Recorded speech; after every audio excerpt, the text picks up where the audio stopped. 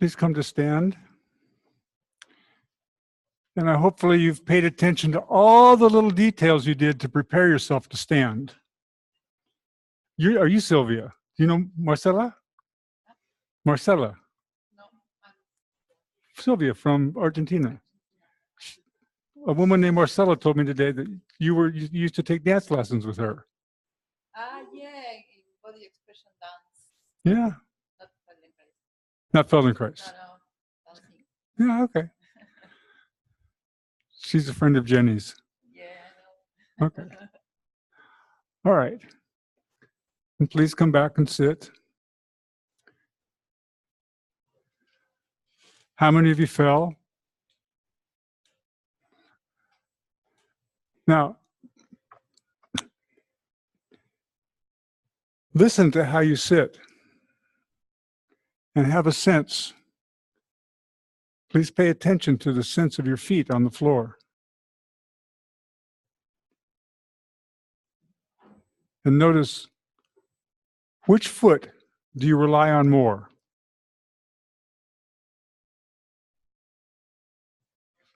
When you come to stand, the very first moment, which foot will you turn to? Are both feet and both legs equally represented to you? Or is one more available? And sense for yourself as you come to stand, or excuse me, don't stand, as you're sitting, which foot has more weight on the inside? On the inside, close to the big toe? Which foot has more weight on the inner part of your heel? And really observe for a moment the sense of the floor, the width of your forefoot. Where is the most pressure on your foot? Under your foot, the way your foot is resting on the floor. Is there more weight under the big toe, the metatarsal of the big toe? Is there more weight on the outer part of your foot? Now, begin to make the very first movement to come to stand. Whoa, whoa, whoa, whoa. The very first movement. And how early can you detect? It's really a question of detecting. As you begin to make the movement, in what direction will your knees move? As you begin to come to stand, will your knees move together? Will they move apart? Do they move forward? And as you begin to move, and it's the very first impression that you have, that as you begin to come to stand, the very first moment of standing, and you sense the change in the pressure in your feet, in what direction does the pressure move? Do you move towards your forefoot? Do you move away from your forefoot? Which foot? Which foot has more pressure in it? Which leg begins to become engaged more?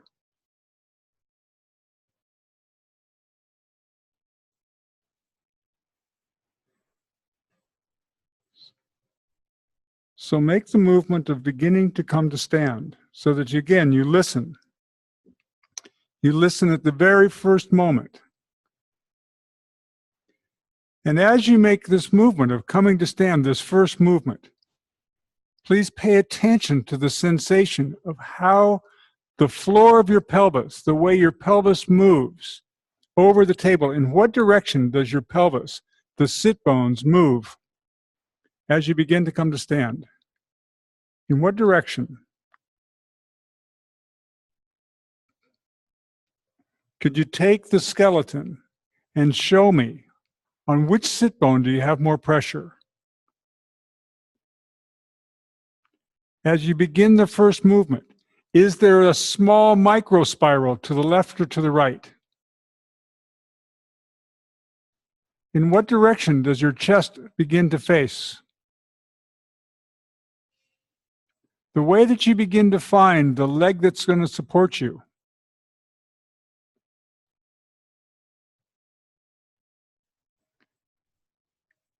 Begin to come a little further to standing. Sense the weight of coming into your feet. Sense the change in the pressure in your feet. Noticing whether the weight moves inwards or outwards, whether your knees move together or apart, whether your knees move forward or back, so that you begin to notice the very first details of how you begin to bring yourself to standing.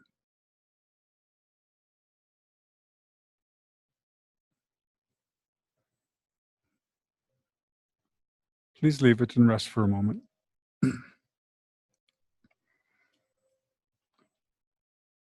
So what does Moshe say about good posture in the Awareness Through Movement book on the chapter where he says, what is good posture? And he says, and he gives this lesson of sitting to standing. What does he say good posture is? He says the ability to move in any direction. But in this chapter in the Awareness Through Movement book, that's not what he says. He says good posture is the absence of unnecessary muscular contraction. Yeah. The absence. Finding the clearest tone, the most efficient way for us to be able to come through space and to be in our most erect state possible. Yeah. And so here we're starting to play with this. Yeah. All right. So once again, please begin to come to stand.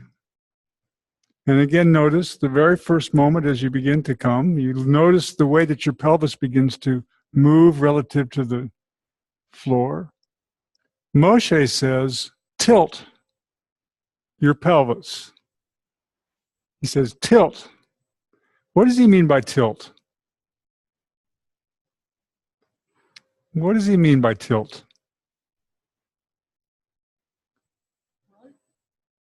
It's a funny question. If you read the book, he says tilt. But what does he mean? Because what he means and what we interpret are probably different. All right. Rolling forward on your sit bones. We'll have to see about that.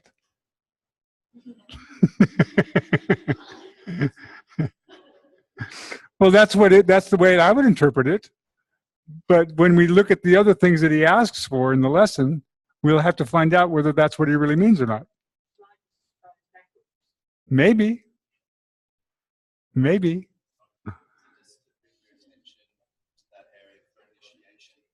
To bring your attention to that area for initiation. That's okay. That. Yeah. All right. Just for the moment, please.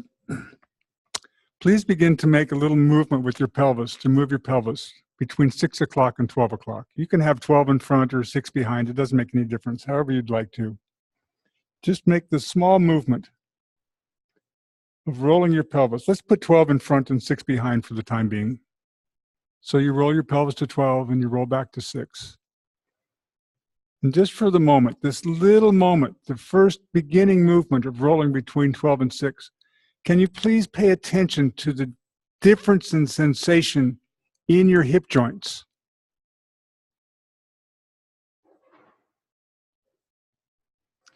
And as you begin to roll forward to 12, you watch and observe for yourself the direction that your knees move.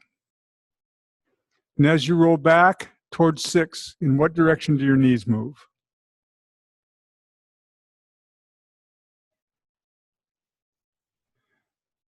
And you might be able to discern whether you have a preference on which sit bones you move. Whether it's easier to sense under your right sit bone or your left.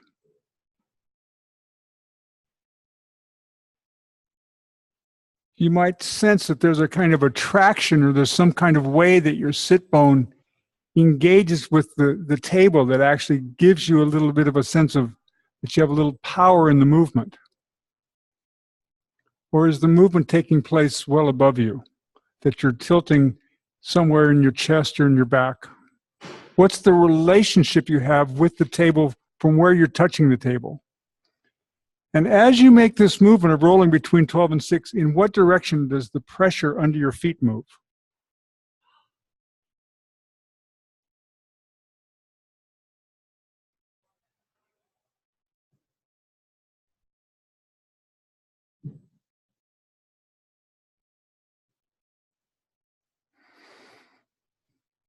And please make it so that you roll a little bit on your right sit bone, a little bit on your left sit bone,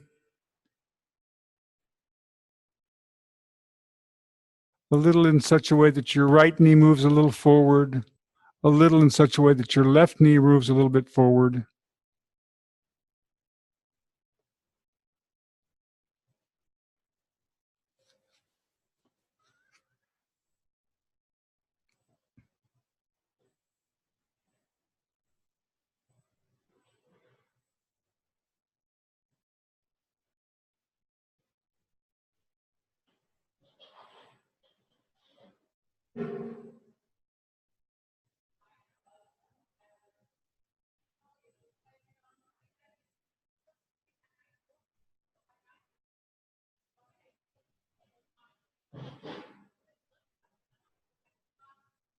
And leave that and rest for a moment.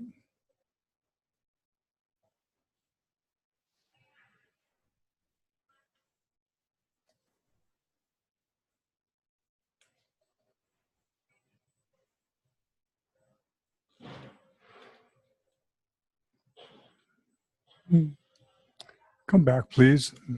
Sit again.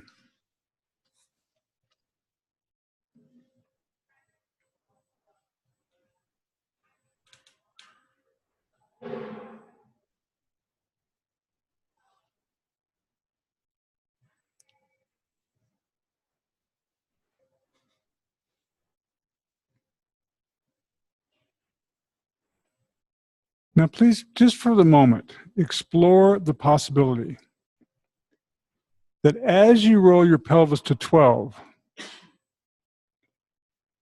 rather than having your knees move forward, you invite them to come into you.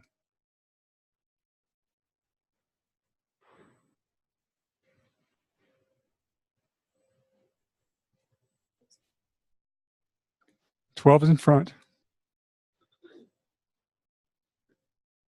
But for the moment, as you make the movement, rather than rolling your pelvis in such a way that your knees move forward, that you change the movement for a moment and invite your knees to come into you.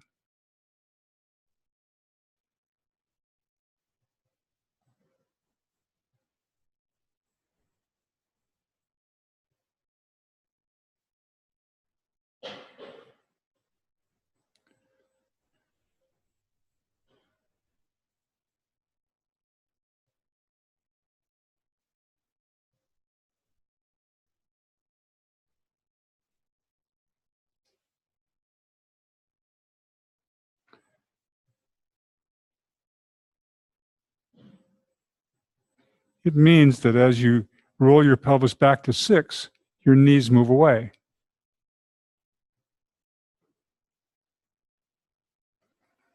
It means that you form a different relationship with the table underneath.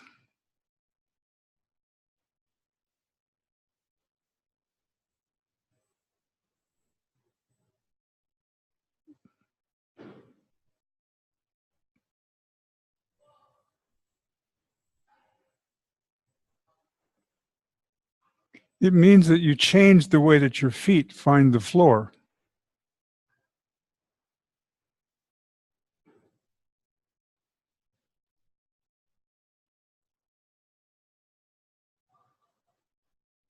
Now, take a moment as you're sitting there and sense, if you were to lift one leg, which leg would you lift? Which leg is more available to lift?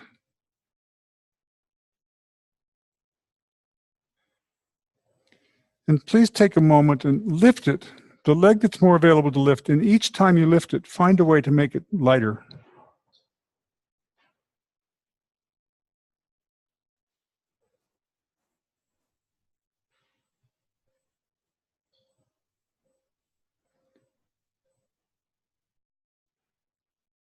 And notice for yourself, as we said, for every action, there must be an equal and opposite action. We didn't say that, though, did we? So that's another principle that we have. How are you counterbalancing the weight?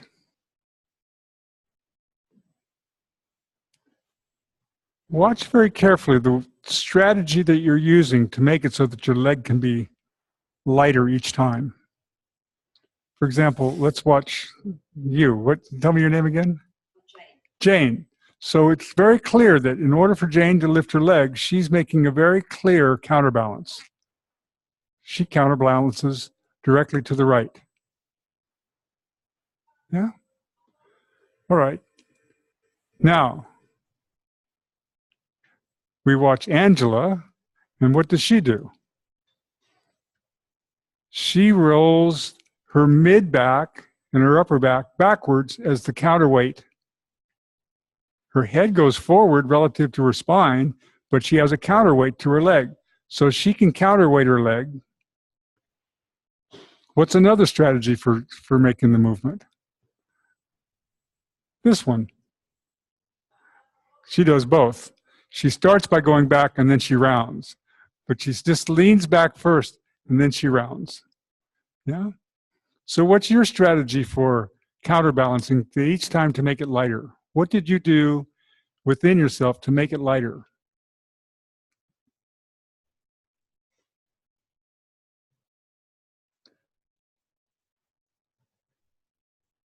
Now, lift your leg using the strategy that you've used. Leave your leg lifted. Move to a different point of counterbalance and put your leg down and lift it from there. Find 15, 20 different points of counterbalance that you can use for lifting your leg. What kind of ways can you evolve that make it so that you can organize some weight equal to the weight that you're lifting in where you move your pelvis, how you move your spine, how you move your head, how you move your arms. I mean, there's no problem with taking your arm and putting it back. You can take your arm, you can distort your shape, you can do anything that you want to that will create for you whatever it is the counterbalance you would like to have. There's a story Moshe told about the great ballet dancer from Russia, Nijinsky. And Nijinsky hated to do the bar. He hated to stretch. And so before his performances, he would sit in a chair. And he would sit in his chair and he would sit there and he would begin to lift his leg. And the moment that he could detect any sense of effort, he'd put his leg back down and he'd wait. And he'd sense into himself another kind of organization and he'd start to lift. And the moment that there would be some change in his breath, some change under his throat, some change in his eyes, some way that he could detect effort, he would put his leg back down. And it might take him an hour and a half to get to the place where he could find that every single part of himself was proportionally organized so that he had no sense of effort to lift. This is how he prepared himself to go on the stage. When he had that sense of unity, that was where he danced from. Yeah? So it all came about by the way that he found the ways of balancing and counterbalancing and bringing about a proportionality within himself. So move one way, stay there, change to another counterbalance, put yourself down, lift from there, and then move to another counterbalance. And so that you have multiple, 15, 20, however many different kinds of counterbalance you can find, a fluidity of counterbalance. So that your whole self can be fluid relative to the weight of your head, the way that you tilt your head. You can tilt along any place along your spine, can't you? You could tilt your neck back and have enough movement that you could lift your head. You could tilt your low back. You could do it. You can tilt yourself like a tower and come back. There are countless ways.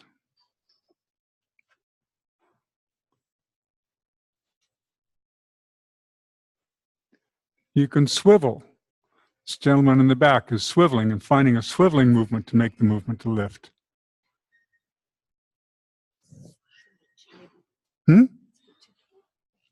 Yeah, it's fine. Good. Now please come and lift your leg and sense what it's like now that you've incorporated all these different potentials for supporting your leg. Sense now the weight of your leg. Is it a little different? Maybe yes, maybe no. Now please lift your other leg. And sense now you've used this other leg to stabilize you and to support you. So now this leg may not be quite so easy. So you can imagine Nijinsky got one leg light, and then what did he have to do? The other leg that's been involved and tonified so that you can find support. Now you have to find the tone in this leg. So take a few moments and bring about the change in tone on this side.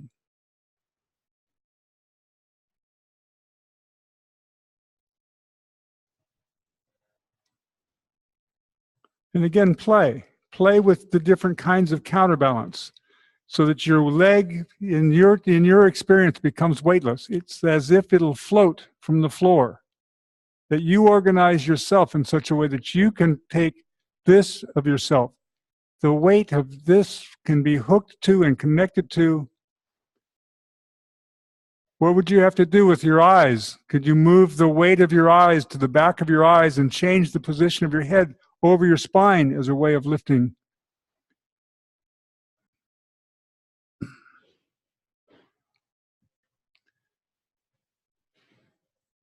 And please make it so that you can lift one and then lift the other with whatever way that you would like to counterbalance and balance and counterbalance yourself.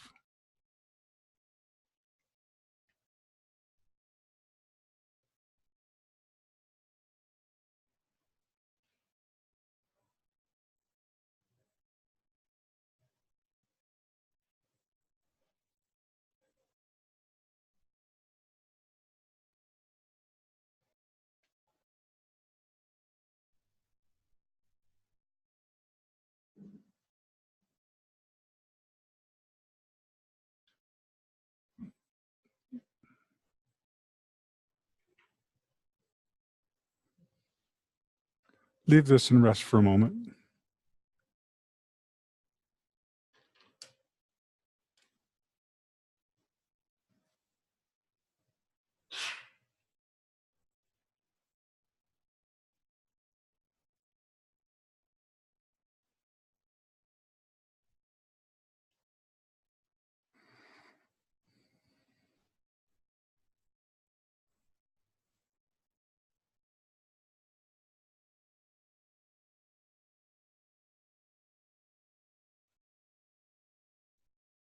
Then please come back.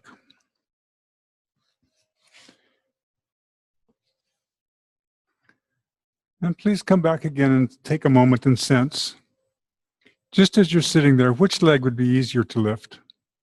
Even though you've come to this more equal sense and this easier sense of availability, which leg would be easier to lift? And now listen to this very carefully. Lift your leg as if you're going to stand on it.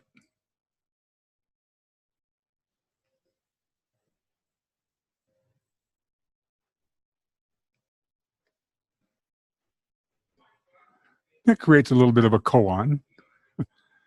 Lift your leg as if you're going to stand on it.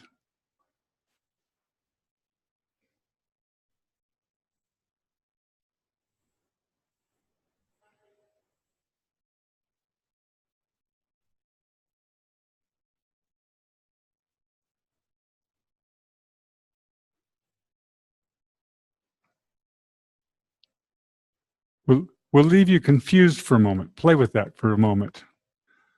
What does it mean, lift your leg as if you're going to stand on it?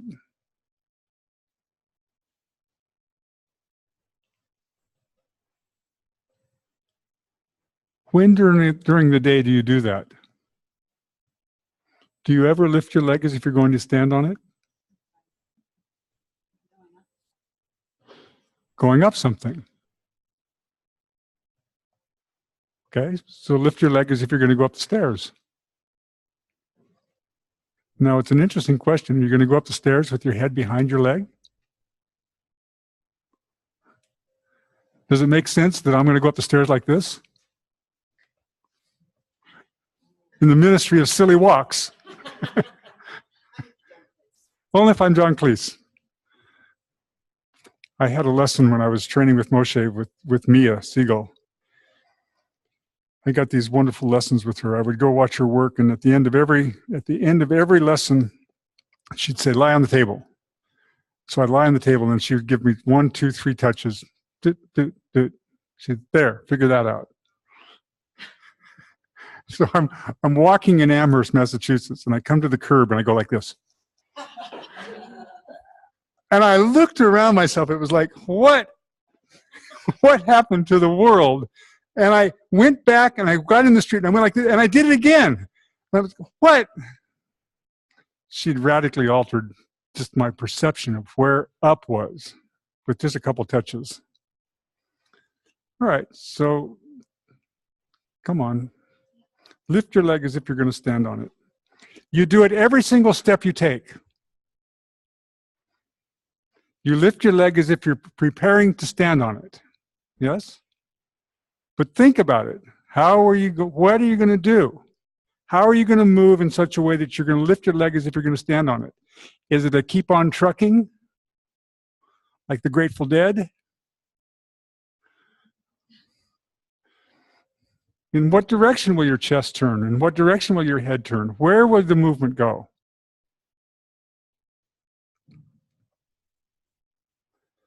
It's an interesting question. Does it mean you lean to the right?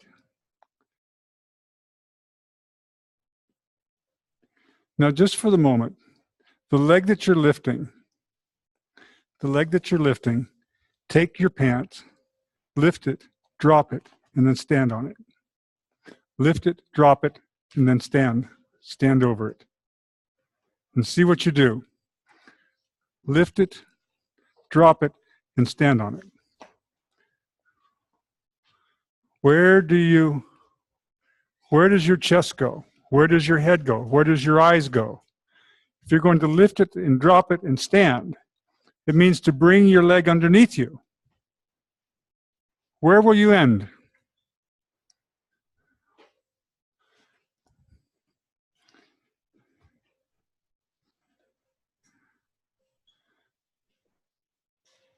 Where do you turn to? What do you observe? You have to have your other leg too. Now please stop for a moment, lift your leg now and sense what it is to lift. See how it is. See how your leg is becoming a part of your torso in a different way, your sense of yourself. Now, of course, when you lift your leg as if you're going to stand on it, at the moment you come to stand on it, in what direction does your knee move as you come to stand on it? Does it unfold into you, or does it go away from you? What direction? If you lift your leg as if you're going to stand on it, and then you come to stand over it, what happens? How do you do it? Now please make it so that you can lift the other leg so you can stand on it.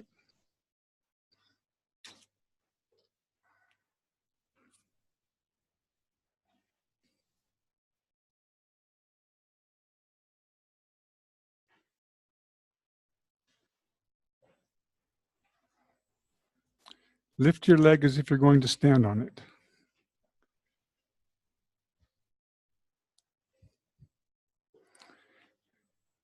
We had a lesson before where we explored unfolding your skeleton into you. Is there some correlation between the process of unfolding your skeleton from before? Is there some correlation that's being asked for here? How do you place your foot in order such a way that you can unfold yourself away from the surface you're on? Lift yourself as if you're going to stand on one leg, and lift yourself as if you're going to stand on the other leg.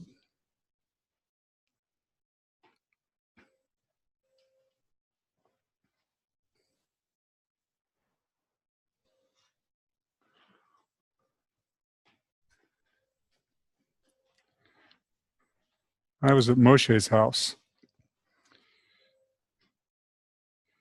Moshe had these extraordinary rollers. He had several sets of rollers. He had rollers that were turned out of wood, and he had rollers that were he had very thick-walled cardboard rollers that he'd shellacked, or someone had shellacked them, and you could see this extraordinary grain in them. And his house, very much like this floor, this parquet floor, is clearly not flat. If you put a level on it, or if you tried to put a roller, a really hard roller on this, and tried to stand on it, there are peaks and valleys on this floor, aren't there? Just in the very nature of the way that it would have been sanded, right? So his floor was a slate floor. Now Moshe's chair was his height. He had it built in Sweden. It was a Swedish chair.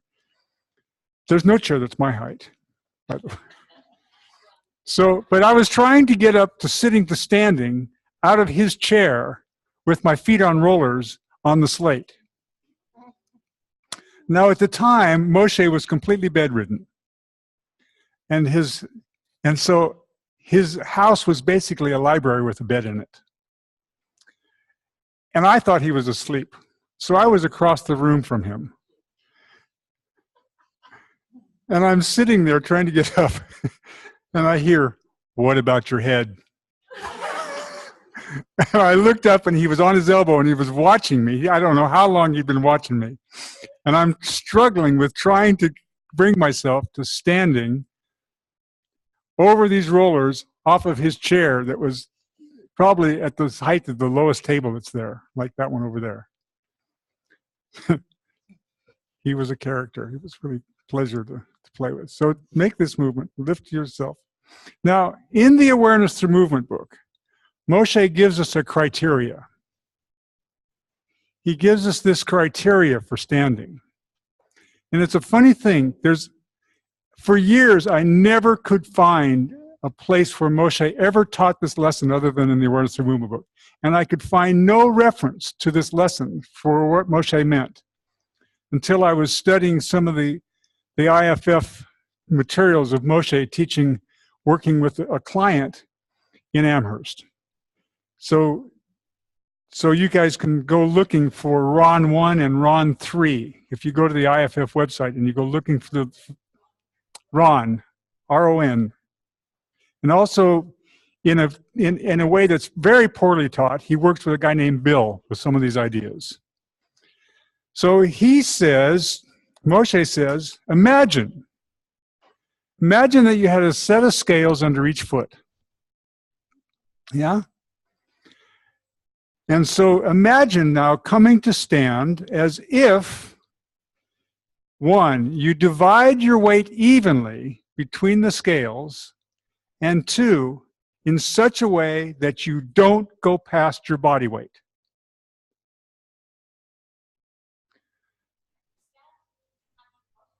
Under your feet. You have a set of scales under each foot. Now, stand as if you're lifting your feet. It's a funny kind of a thing. Stand as if you're lifting your feet. In other words, how can you stand in such a way that as you make the movement to come to standing, that you organize yourself to bring your center of gravity over the scales in such a way that you lift yourself away from the scales so that you don't bounce the scales to go past your body weight.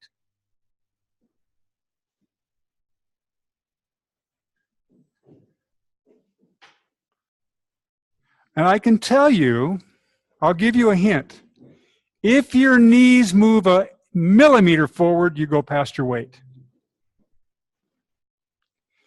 If your knees falter and move inward, and you increase the weight on the inner part of your foot, you go past your weight. You can sense as you come onto yourself whether you would bounce the scales. How can you make the transition onto the scales in such a way that you continually lift yourself up and into yourself away from the scales?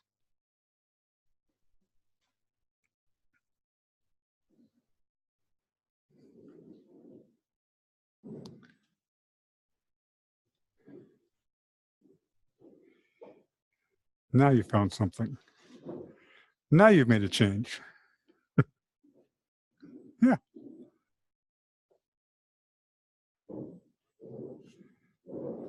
In other words, there has to be a progression. Oh, you broke the floor. You need to be on a much higher table. It would help you. But we can put rollers under your feet, and then we can make it even easier. Yeah.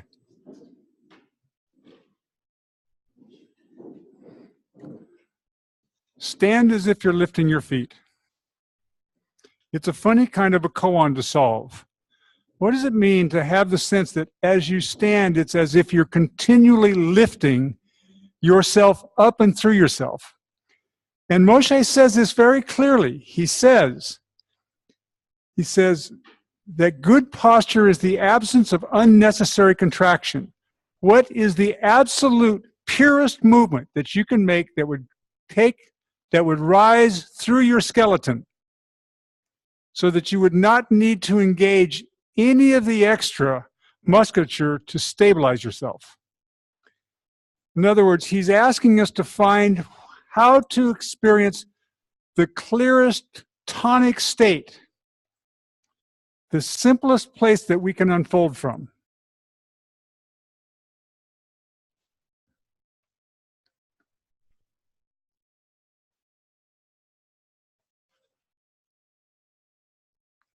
You could sense, if you could imagine the scales underneath you. Yeah, you can sense whether when you come up, you have the sense that you bounce past the scales. How would you literally float away from the floor?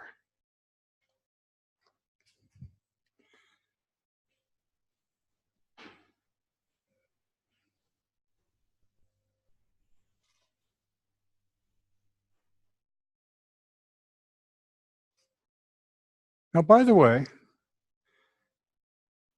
check the last moment before you land whether you fall.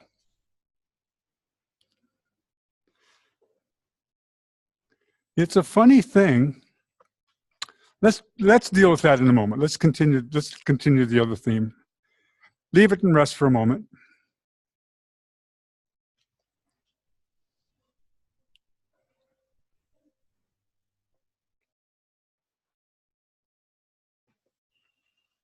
Leave it and rest for a moment.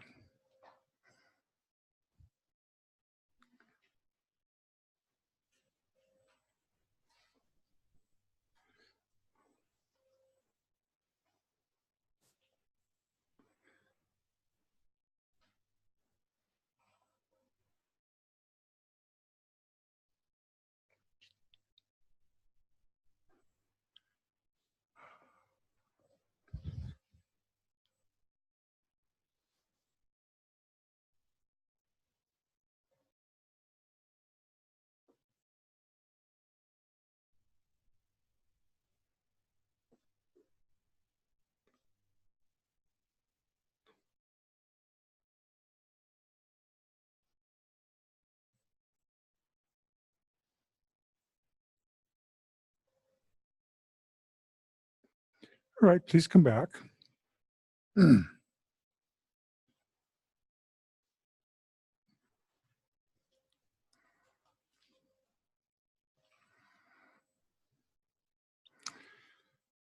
Lift the knees of both feet and drop them several times. Just hold your pants and lift your knees and drop them. So your feet just drop.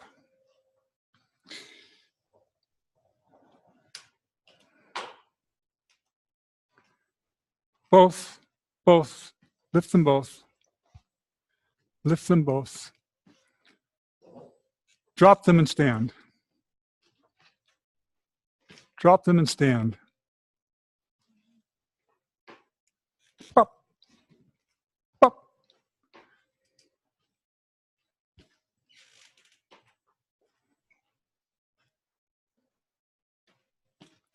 Drop them, stand, and lift away from them. Drop them, touch the floor, and lift away from them. Drop them, touch the floor, lift away from them, and hop forward. So as soon as you touch the floor, hop.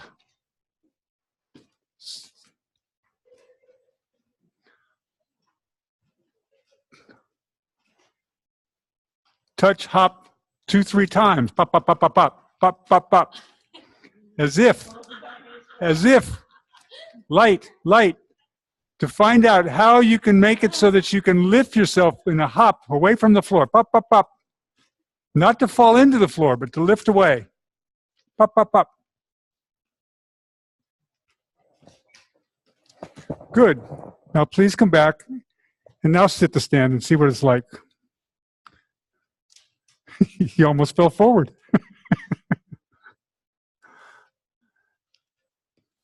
And please notice if there's any difference between the quality of your standing now and the beginning of the lesson.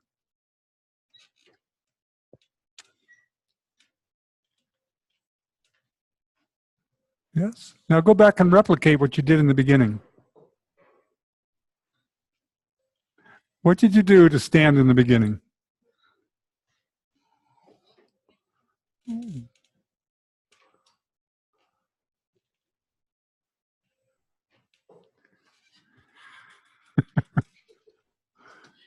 Okay, now leave that for a moment. And please come to stand. And begin to sit. And wait, just begin to sit. And watch the first moment where you have to stabilize yourself and you catch your breath the moment you start to sit. Observe the very first moment that when you go down and you stop, the moment that you catch your breath, stop and go back up. Unfold again. The moment that you, because if you pay attention, there's a slight moment that you're actually falling through space. Now, play for a moment with something different. Sense what it would be like to come to sit as if the floor comes to you, as if you draw your knees to your chest, as if you, and so that you can sense what it is when you're not catching yourself to keep yourself from falling.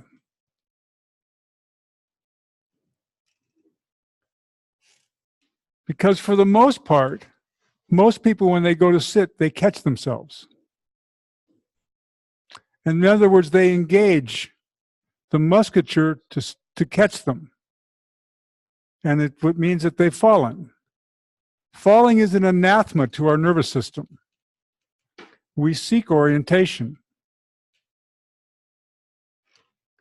Now please make the movement of coming to stand as if to unfold and coming to sit as if the folding means that the floor comes to you. So that at any moment you can have the sense that you're playing in the realm of floating away from and to the table.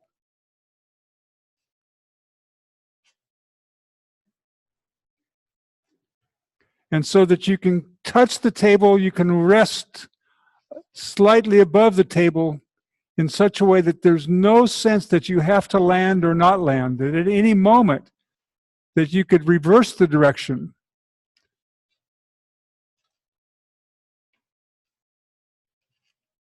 But if your knees move forward an inch, a millimeter, if they move forward a millimeter, you bounce the scales.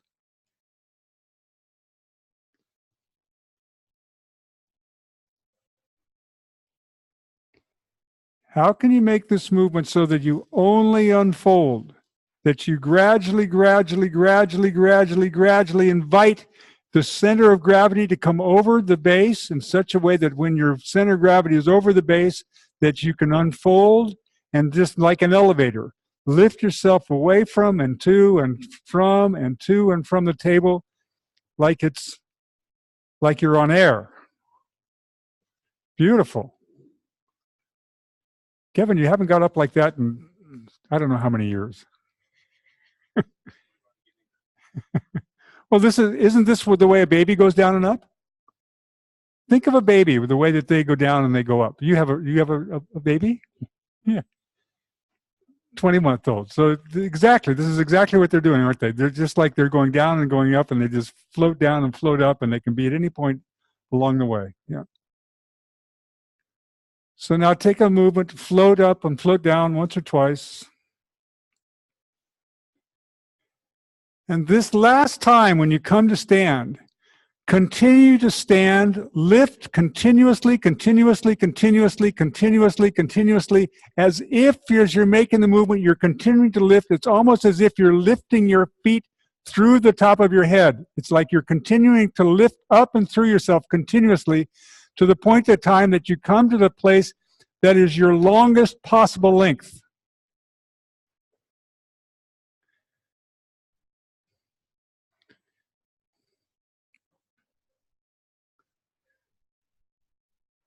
So the whole notion of lifting through yourself, which is to draw the earth into you, to utilize the ground forces through your skeleton, continuously lifting, lifting, keep drawing, keep drawing, keep drawing, keep drawing, keep drawing, until you have the sense, yes, they have the sense that you could fly, that you're almost at the point of levitation. It would be great if you did. I'd turn over the microphone to you.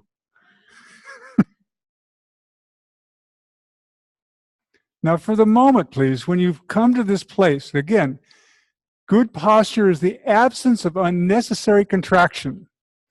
When you've come to this state in which you've lifted yourself through your skeleton, it means through the skeleton, and your skeleton is at its longest point possible, and you sense something about this quality, that's a particular quality of levity, walk around with this state of levity, just for the moment. Just sense what it's like to walk with this quality and continue within your investigation to find out how to lift yourself away from the floor.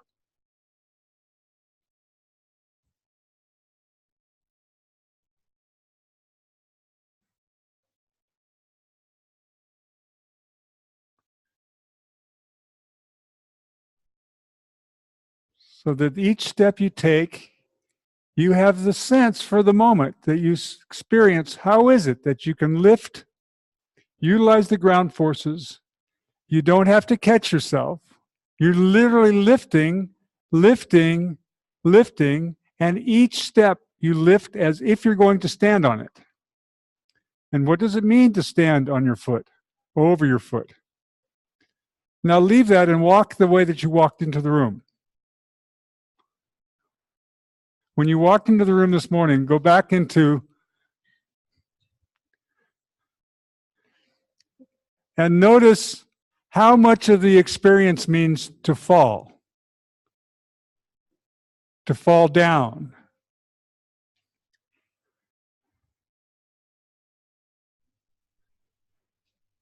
And after a few steps, walk yourself out of this back into being lifted away from the ground, utilizing the ground forces. And sense within yourself the quality of dimension, the sense of composure. Some of you I can see all of a sudden become jaunty. There's a levitation, a levity. Notice the quality around the edges of your eyes, around the tips of your mouth, and walk in such a way. Now, it's very interesting if you do this. Walk as if to fall again, and make it so that you walk into frowning. And walk out of it to the point of smiling. You can actually sense that the smile is something that is experienced with the sense of levity that you carry with yourself.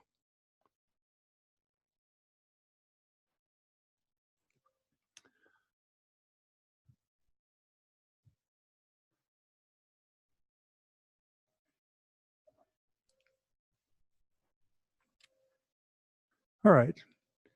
Leave that for a moment. Take 4 or 5 minutes to yourself so you can digest this for a moment.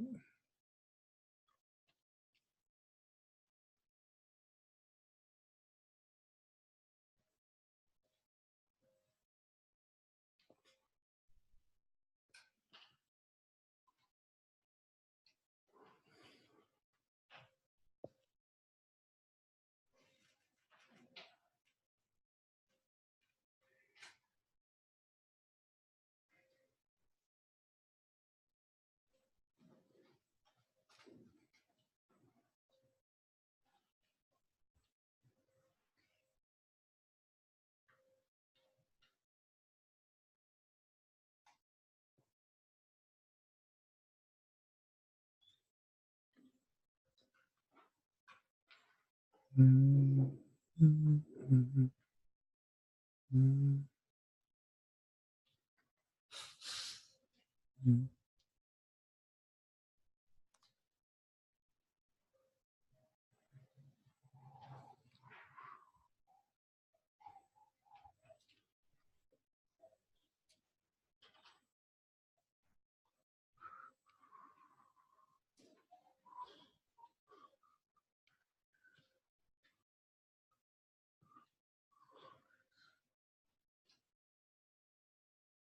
Yeah.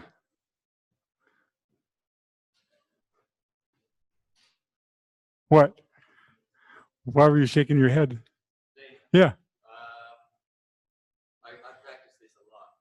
Like I actually practice it with scale. What we did this morning, I finally realized how much I actually tilt to the right. And figuring out why. There's a few things I can't do. I injured my hip 2 years ago. Right. I spent a lot of time trying to get back to just walking. And this morning, Yeah. Well, that's okay. Just everybody can come around. Come around for a moment.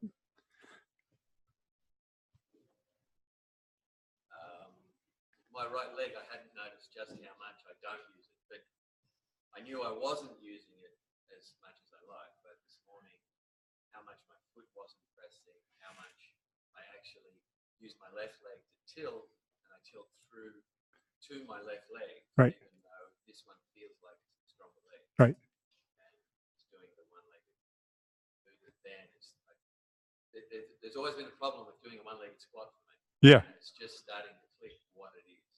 It's a whole shift that I'm not doing. Right. So Okay. a real aha. Good. All right.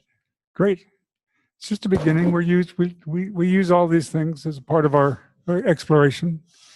Anybody else have a comment or a question?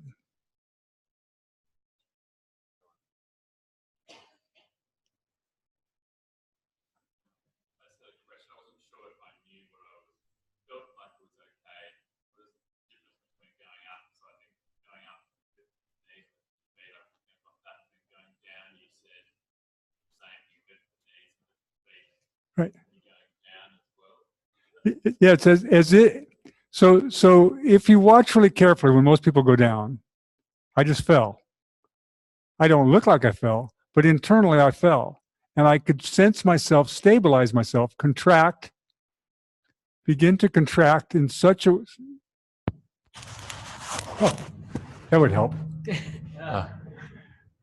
So I'm contracting myself to keep myself from falling. Now, again, the moment that I've contracted myself to keep myself from falling, I've interfered with the ability for me to reverse the movement or to make the movement in the most efficient way. I'm already contracted. So if I know that, I just held my breath. I can sense in my diaphragm that moment. I only have to fall that far, and I've fallen. So the way to play with that is what happens if I invite the floor to me. Yeah. Now I'm in a pure eccentric contraction at that point.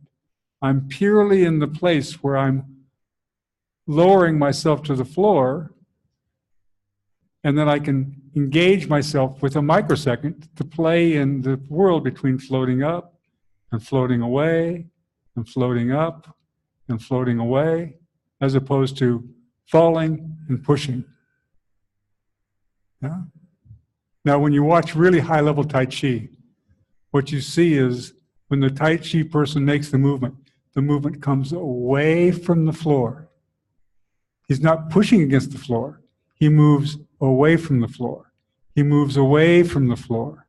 He moves away from the floor. And everything else is carried by the way that the support continues to flow. But now if I push against the floor, or you watch carefully, watch my leg. I just rolled into my foot, which most people do. I just fell to the floor. That moment, you watch, that's falling. I had to catch myself. And the quality of the movement in my hand or whatever I'd be experiencing is significantly reduced because I don't have the tone within myself. So when you watch really good level, high level movement, people are floating away from the floor, not pushing against the floor. They're floating, there's equal and opposite. I'm floating up to myself, I'm floating away from myself. Yeah. Someone who's with more understanding of physiology could explain it more clearly than I am, but I know it from experience. Could we have a way to project something? Do we have internet? Bad internet? Very bad internet? Good for my patient's internet. Can we make a hotspot that would be a little faster? Okay, we're gonna, at some point in time during the day, we'll watch 3 minutes of a Tai Chi master, and we'll watch these ideas so that we can see the relationship to Zhen Xiao Wang. He's very, very good. There's a 3-minute demonstration that's worth seeing. Okay. What's that? Yeah. All right. You can help me go to YouTube and we'll find it and then we'll put it up. Okay. All right. Any other comments from the lesson? Yes, please. Just at the point of going down, and you mentioned that as soon as your knees start to go forward, Yes. then you'll get that spike in the weight. Yes. So that's that concept of the knees not going forward at all is really interesting. Let's look at that. We're going to look at it. We can look at it now. Let's take a look at it now. Okay. Come around. Let's put the table here. Let's gather around in a circle. Can we pull the table into the middle there? And I'll just. May I have a.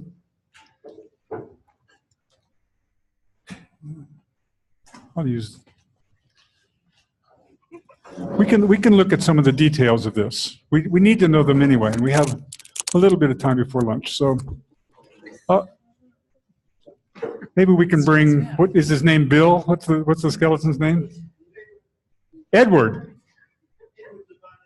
Edward DeBoni. All right. So now it's an interesting thing. There aren't very many chairs that are my height. But let's just watch for a moment that if I was to make this movement, we can watch it with people too, we'll watch each other. But if I was to make this movement, first of all, if I roll myself forward, what happened to my center of gravity? Came forward. It's forward. Yeah. Now, so here I am. What happened to my hamstrings the moment I rolled forward like that? It tightened. What happened to my lower back muscles? They tightened. We've already outside of the criterion, aren't we?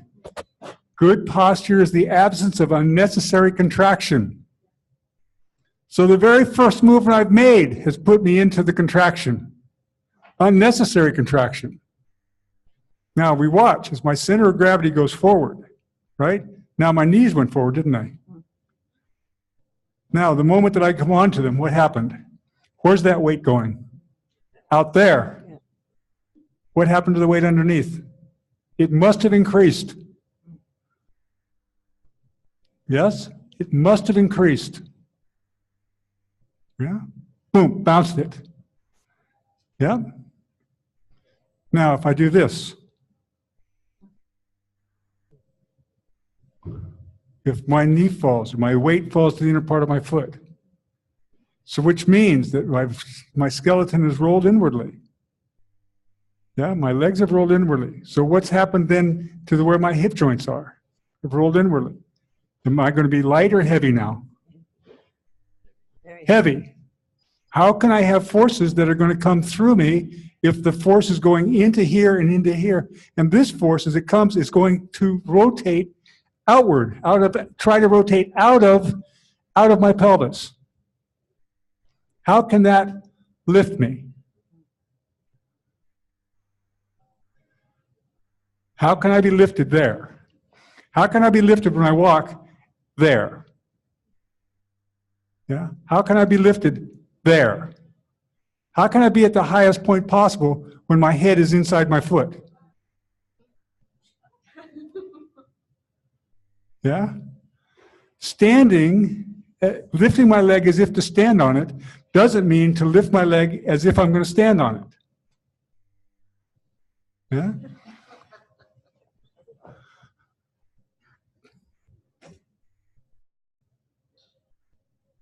Am I standing on my leg?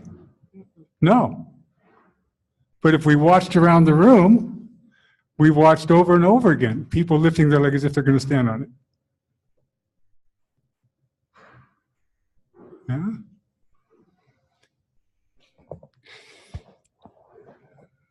So, funny kinds of questions.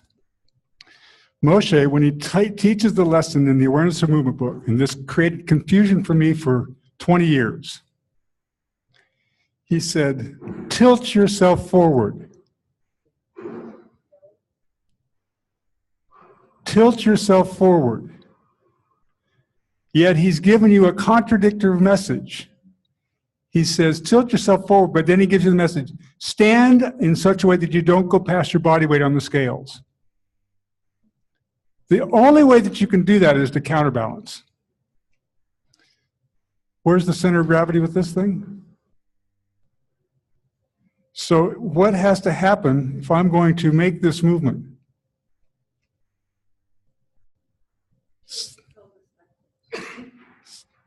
My pelvis, I'm going to tilt forward, but I'm going to do it in such a way that I always have an equal and opposite weight.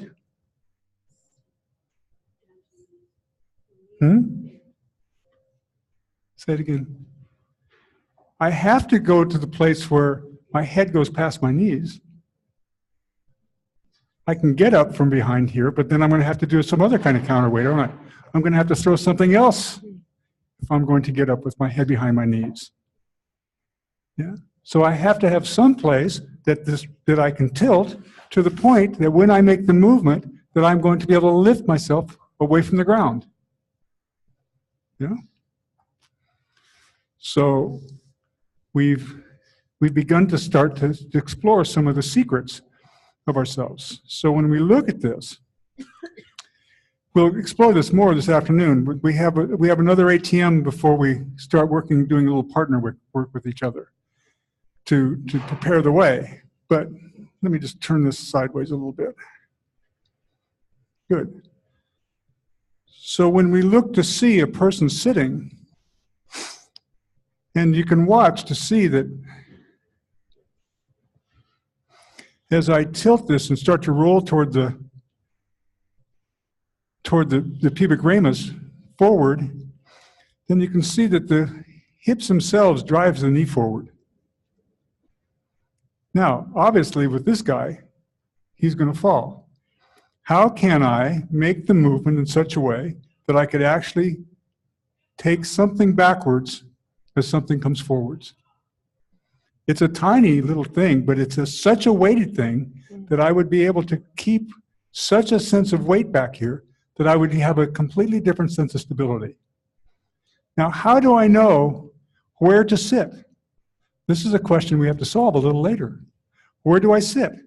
Am I sitting now? This is the way most people think of sitting. They sit on the very crest, the very lowermost point of the sit bones. Is that sitting? Yeah, you. Yeah. Push. Push.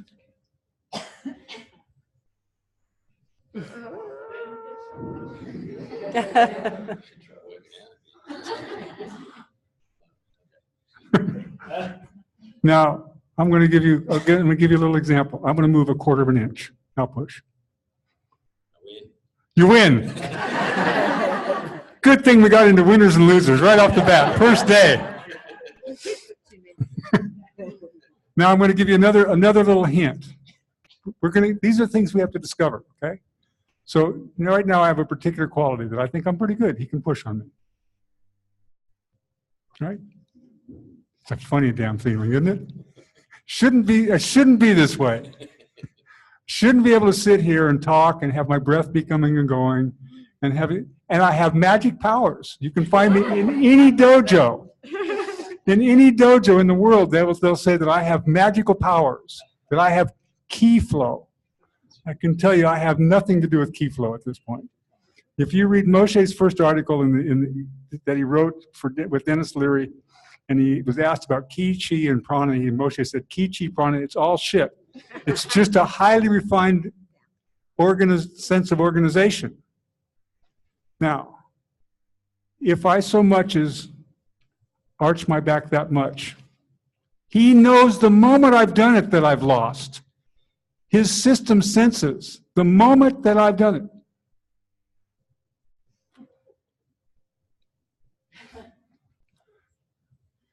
Yeah. You knew the moment that I had lost my organization. And I can tell you how many hours I spend working on my core. 0. 0 hours on my core. Okay, so these are things this afternoon we're gonna look at, right? We have to have some more ATM experience as we go along so that we can set the stage for these kinds of discoveries. Okay? But you can see that this process by which I roll, it moves, my center of mass is going to move forward. I have to have some kind of way that I find a surface and an angle by which my skeleton, when he pushes, it's like this point of contact can simply lift through him in such a way that I counteract the forces that he puts into me. And when I do so, I have no sense whatsoever that I have to engage anything muscularly. The tonic musculature, the organization for that kind of support is implicit and inherent within me, and it's not, you can't perceive it. It's organized by a lower part of the brain. Where did you say most people sit? Just here.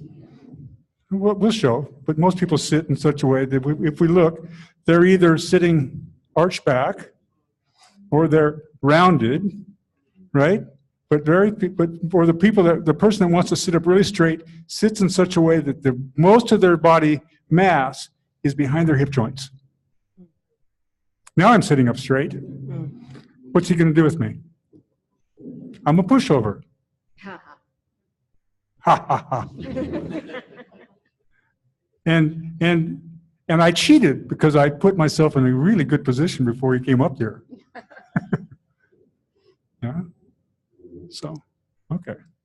All right. We good? We know the difference between tilting and tilting? Yeah? We know the difference between tilting, oops. What happened to the roller? Okay. We know the difference now between what Moshe means by tilting. He doesn't mean to tilt forward.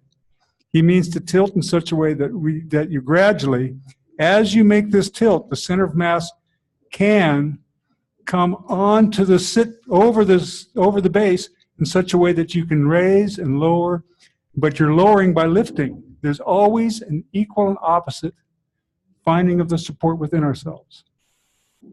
Okay?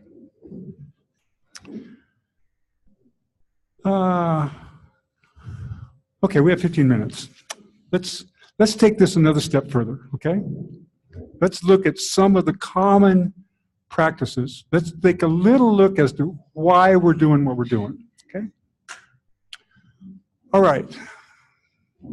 Let me sit there. I would like a stool that's relatively tall. If there's a relatively tall stool or that stool or if there's a... Wheels are... I'd rather not have wheels at this point. Oops. That one will work. These are kind of introductory kinds of ideas. Can I have that purple roller over there? I'm stealing all of Bruce's rollers. Perfect. All right. So I will. We're going to look for a moment at some of the common things that we do when we're Feldenkrais teachers. Now, again, we've already stated, haven't we, that we're looking to be organized in such a way that the movement can come through our skeleton. So this is common in the Feldenkrais world. We're looking to be organized in such a way that no place works harder than any other place. Yeah, this is common. So is there some place working harder than another place? Right. And watch carefully. If this is a person, the weight of a person's leg, as I start to lift it, as we've already explained, the moment I lift this, what's happened? Didn't I pull myself to the weight also? So now the weight is now coming, this weight of my arms to the weight that I'm lifting out there. When I lift myself, I'm lifting myself. So what's happened? Am I shearing across my spine to lift? Because if the force is out here, and I make this movement to lift, and my low back arches, so my low back is arched, and I'm now in my spine here, and the weight's coming across here. Aren't I shearing across myself?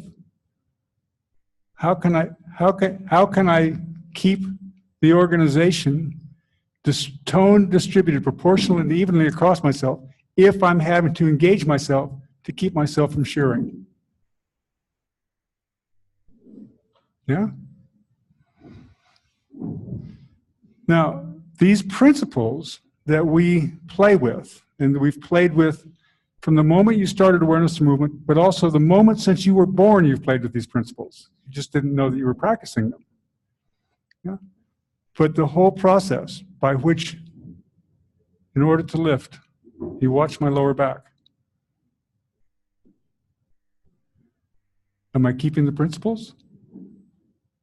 Where'd my center of mass move to? Forward. My lower back did what? My lower back is now in this place. And the weight with the weight that's out there. If my back is engaged, as I'm making this lift, what's going to be the quality of my hands? They're going to get tight, aren't they? So this movement, okay? So these are the two basic ways that we work. We either work here, or for the most part, people lift by. Everybody thinks this is using your pelvis. Is it? If he pushes on me now, am I set? Am I fit to handle the push? I wouldn't want to. Yeah. Okay. So we think in terms of making these lifts. The reason that we're making these lifts, and by the way, as we practice at this point in time, our practice in this week as practitioners is to practice myself. The person on the table is offering themselves. Yeah, we're going to do this gently and with a great deal of care for each other. But the main focus this week is how do I bring these principles into my ability to support myself as I engage with another. I'll have the other person to provide me with information that I can use. Okay? So now, sometimes we need to make a movement to go side to side. And oftentimes when I'll see this makes sense. I'm using my pelvis, doesn't it? Does it? What's happening with my spine? Side to side to side to side. Am I bringing the force through the length of my spine? Or at some point in time, am I shearing across it? And the moment that I'm out here and I'm away from my center line, and I've had to tonify myself to keep myself supported here, what does this person experience? They experience it. So So there's a great story. A friend of mine named Robert Spencer, he kept getting these clients from this physical therapist. And the physical therapist always said, your neck is so stiff. And Robert said, who's the physical therapist? Now, this is not against physical therapy. This is against a particular guy in his way of doing work, okay? This is not against the field. So please, don't go there. I have no desire to go there, into those. All of these fields are brilliant. But he said, and Robert goes, oh, that guy. Now, the guy was a very buttoned down guy, a Mormon guy. Nothing against Mormons. Just understand, I'm just giving you a propriety, a particular, and he was buttoned down, always wore a tie, and he would work with people like this. Think their neck might be stiff? Yeah? Makes your neck just stiff looking at it, doesn't it? Yeah. So the question is how are we going to make that support?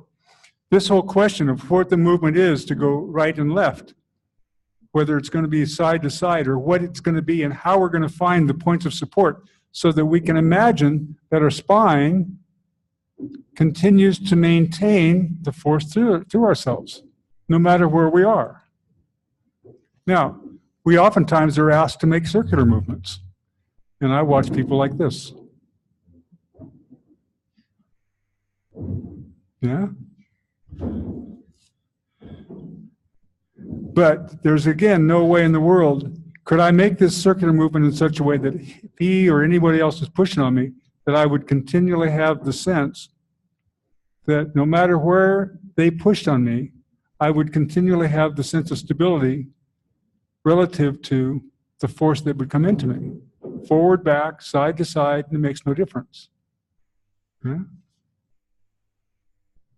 So that this sense of stability, you can see that there's nothing changing the tone of my arms as I make this movement.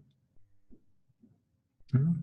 Now we want to get to the place where we can do this with each person's, the weight of them in any way, but especially by the end of the week, to be able to lift people's heads in a way that you have a sense that within yourself, you have a sense that you have a way of providing a safe place and a safe quality for the people that you work with. Okay? Are we off on a good beginning? I'm starting to wake up a little bit, but I'm sorry, it's close to, okay, any questions? These are the things that we want to address, is to look at these questions. And you're starting the third year, this is a perfect time to begin to actually ask the question, how will I organize myself in order to be the most sensitive that I can be so that I can provide the environment that a person can turn their attention inward for themselves. We'll talk about the doing and the caring later. Because as soon as we start to go into doing, all this will fall apart. As soon as you have to do something, and as soon as your anxiety arises, we're going to talk about that from the moment where that arises from. Okay. All right. So how about we have lunch now? How long do you have lunch for? An hour? Who's the wishful thinking? Did you say 2 hours? You said 2 hours. Well, we don't have dinner until 9 o'clock tonight. Dinner's at 9, and we have to have the afternoon off. Yeah, okay. I know about Buenos Aires. I have a class in Buenos Aires. Yeah, yeah. All right. So we'll take an hour? Yeah.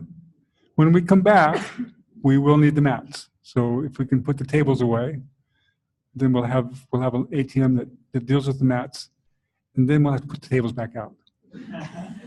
Okay?